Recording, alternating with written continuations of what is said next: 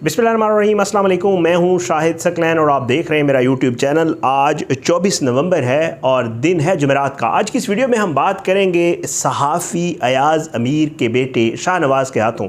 बड़ी बेदर्दी से इस्लामाबाद के चक शहज़ाद के फार्म हाउस में कत्ल होने वाली सारा इनाम के हवाले से 23 सितंबर को ग़ालिबन जुम्मतुल मुबारक का दिन था, जिस दिन ये अंदोहनाक वाक़या जो है वो इस्लामाबाद में पेश आया था। आप सब लोगों ने इस केस को, हमने भी कवर किया था शुरू में। फिर ये केस जो है वो सुस्त रवि का शिकार हो गया और उसमें जो है कोई बड़ी डेवलपमेंट नहीं आई थी, इसलिए इसके ऊपर हम वीडियो नहीं कर रहे थे। लेकिन आज कोर्ट में इसकी एक समाअत हुई है और आज बड़ी डेवलपमेंट हुई है, क्योंकि अब जो दरिंदा है शाहनवाज़, वो कातिल जो है जिसने एक मासूम निहत्ती लड़की को जो है कत्ल किया था, अब उसकी उल्टी गिनती शुरू हो गई है। क्योंकि अदालत ने जो है आज एक जो अदालती कार्रवाई है वो आपके सामने रखूँगा, लेकिन थोड़ा सा इस केस के हवाले से शुरू में बात करना चाहूँगा। आपको याद होगा कि इस केस में पहले अयाज़ अमीर जो है वो उसको गिरफ़्तार किया गया था, लेकिन ना काफ़ी सबूत या इस केस में इन्वॉल्व ना होने की मामले में उनको जो है वो गिरफ़्तारी के दौरान ही जो है अदालत ने रिहा कर दिया था। उसके बाद इस केस के मरकज़ी मुलज़िम शाहनवाज़ की जो वालिदा है समीना शाह, क्योंकि उस वक्त फार्म हाउस पे वक़ूआ के वक्त जो है मौजूद थी, तो उनको पुलिस ने पहले उन्होंने प्री अरेस्ट बेल करवाई, फिर उसके बाद जो है वो उसकी जो है बेल कैंसिल हुई, गिरफ़्तारी हुई थी, और उसके बाद उन्होंने पोस्ट अरेस्ट बेल जो है यानी कि ज़मानत बाद अज़ गिरफ़्तारी जो होती है वो अप्लाई की और वो उनकी ज़मानत मंजूर हो गई थी और वो इसके ऊपर बेल पर हैं। लेकिन जो मरकज़ी मुलज़िम जो दरिंदा है वो तकरीबन 2 माह से समझ लें, जिस दिन से ये वाक़या हुआ था उससे लेकर हवालात और उसके बाद रिमांड और रिमांड के बाद जो है वो जुडिशल और जुडिशल के बाद वो जेल में है। अब 23 सितंबर से आज 24 नवंबर है, लेकिन सीधी सी बात है, हम खुद भी, क्योंकि इस केस में ये होता था, पेशी होती थी, मुलज़िम नहीं आता था, चलान पेश नहीं हुआ था, पुलिस ने चलान पेश नहीं किया था, मुलज़िम की वीडियो के ऊपर हाज़िरी लगा दी जाती थी, कोई बड़ी डेवलपमेंट नहीं हो रही थी। लेकिन अब पुलिस ने जो है इस केस का चलान जमा करवाया था और चलान जमा करवाने के बाद आपको पता है कि जी अदालत ने ये फ़ैसला करना होता है कि अब इस केस का आगे क्या करना है और क्या कुछ होना है। अब जो है सेशन कोर्ट ने इस पे फ़ैसला किया है और सेशन कोर्ट भी, सबसे जो मुझे और आप लोगों के लिए बड़ी ख़बर है वो ये है कि इस केस को भी बाकायदा तौर पर वही जज साहब सुनेंगे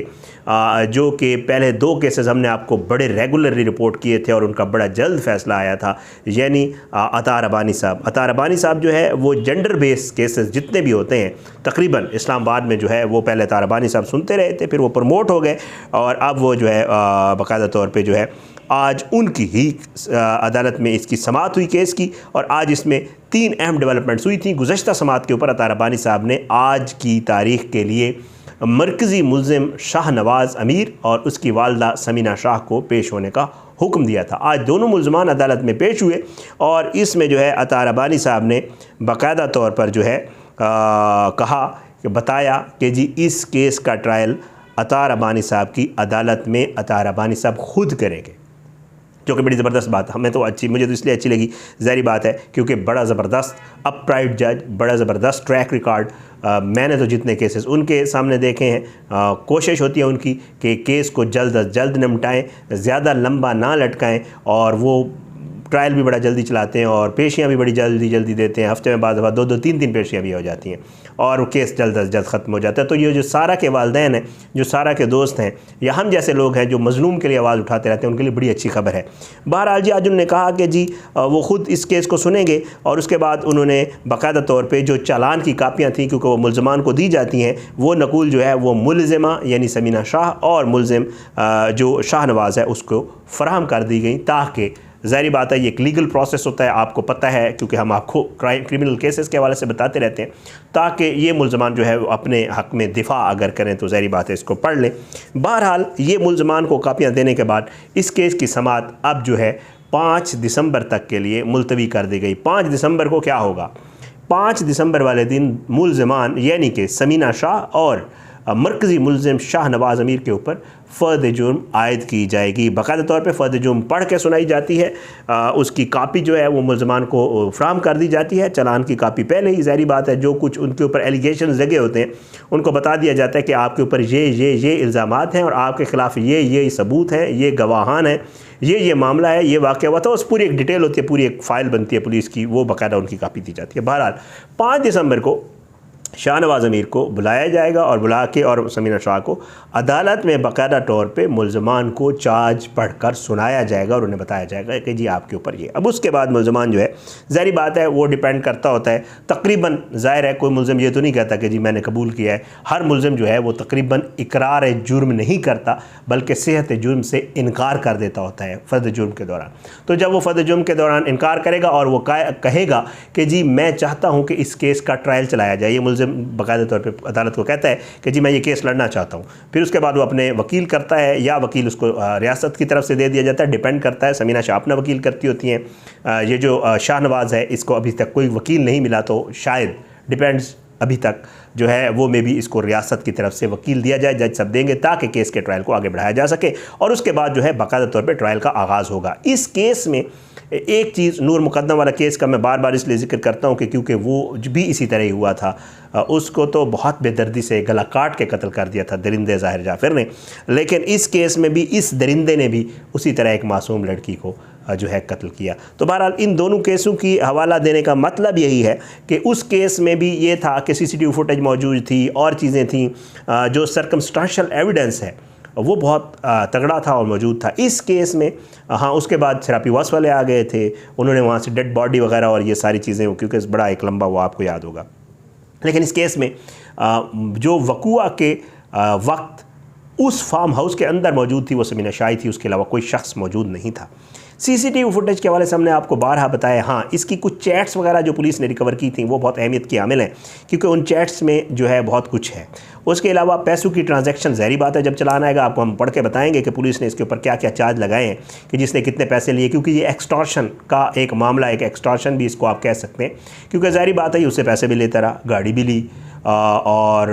कहीं जो मैंने भी आपको रिपोर्ट किया था, हमारे बहुत सारे दोस्तों ने रिपोर्ट किया कि इसने उसको तलाक का मैसेज भी किया था। वो हैज़र्ड में भागती हुई यहाँ इस्लामाबाद है कि उसको लेने भी नहीं गया, इनके आपस में लड़ाई थी। जज साहब ने समाअत के दौरान ये बात की थी कि जी ज़ाहिर बात है इन लोगों ने डिनर इकट्ठे किया। समीना शाह की समाअत के दौरान जज साहब ने कहा था कि जी वो डिनर नॉर्मल माहौल में नहीं हुआ होगा, ज़ाहिर बात है इनके आपस में लड़ाई हुई थी। ये सारी वो चीज़ें हैं जो इस केस को लेकर पुलिस जो है वो अपने चलान में फिर बयानात होंगे कि मुल्ज़िम ने क्या कहा, कि उसने क्यों कत्ल किया। बड़ी अहमियत का हम लोग आपको पढ़ के सुनाएंगे इंशाअल्लाह जब चलान की कापी आ जाएगी। समीना शाह बताएगी कि जी उसने क्या कुछ, जो एक बयान वो दे चुके वो आपने देख चुके हैं, दरख्वास्त भी जो उन्होंने दी थी, लेकिन मज़ीद जो पुलिस को बयान दिया गया वो क्या है और क्या कुछ रिकवर हुआ है, क्या कुछ जो है कौन से ऐसे शवाहिद और सबूत हैं जो इस मुल्ज़िम को मुल्ज़िम से मुजरिम बनाने में मददगार साबित होंगे, वो ट्रायल में पुलिस बताएगी। और फिर ज़ाहिर बात है जो इसका वकील होगा या समीना शाह का वकील होगा वो उसको आगे से डिफेंड करेंगे और वो भी अपनी जिरा करेंगे। बहरहाल ये एक लंबा मामला होगा और उम्मीद यही है कि क्योंकि इसमें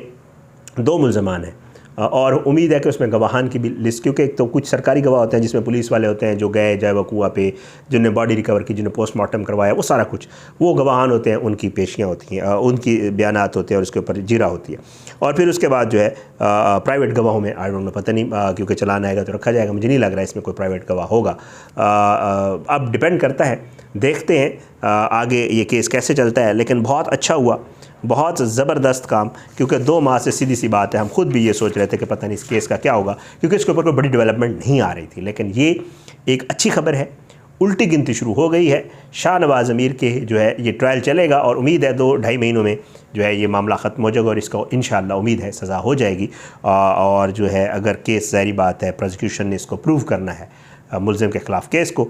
एक बहुत बड़ा जुर्म हुआ था, एक बहुत बड़ा जुल्म हुआ था और उस जुल्म का जो शख्स ज़ालिम है जिसने ये जुल्म किया था उसको सज़ा मिलना बड़ी ज़रूरी है, ताकि मुआशरे से ऐसे नासूरों का, ऐसे गलत लोगों का जो है वो कला कमा हो सके और मेरी, आपकी, हम सब की बेटियां जो है वो इनके हाथ से महफूज रह सकें। बहरहाल ये एक डेवलपमेंट थी जी सारावाल केस में। अब उम्मीद है इंशाअल्लाह जब से 5 दिसंबर से इसका ट्रायल चलेगा तो कोशिश होगी, कोर्ट भी जाएंगे और जो वहाँ से डेवलपमेंट्स होंगी, चलान भी इस दौरान आ जाएगा, उसकी कापी भी हमें मिल जाएगी, तो चलान भी आपसे शेयर करेंगे और इस केस में बाकी भी चीज़ें होंगी इंशाअल्लाह। आपने हमारे साथ जुड़े रहना है, क्योंकि आवाज़ जो है हम सब ने मिलकर उठानी है। ये एहतजाज जो है एक शख्स का काम नहीं है, ये पूरे माशरे का काम होता है और जब पूरे माशरा एहतजाज करता होता है तो ज़ाहिर बात है फिर उसका रिज़ल्ट भी आता होता है और इसमें आप लोगों का बड़ा किरदार है, क्योंकि नूर मुकद्दम वाले केस में हमने देखा था कि बाकायदा तौर पर जो हमारे व्यूअर्स थे, जो सिविल सोसाइटी थी, जो नूर के वालिदैन थे, सब ने मिलकर बराबर किरदार अदा किया और ये हुआ कि उस दरिंदे को कम अज़ कम सज़ा सुना तो दी गई, हुई नहीं अभी तक, ट्रायल उसका वो चल रहा है, अपीलें हैं,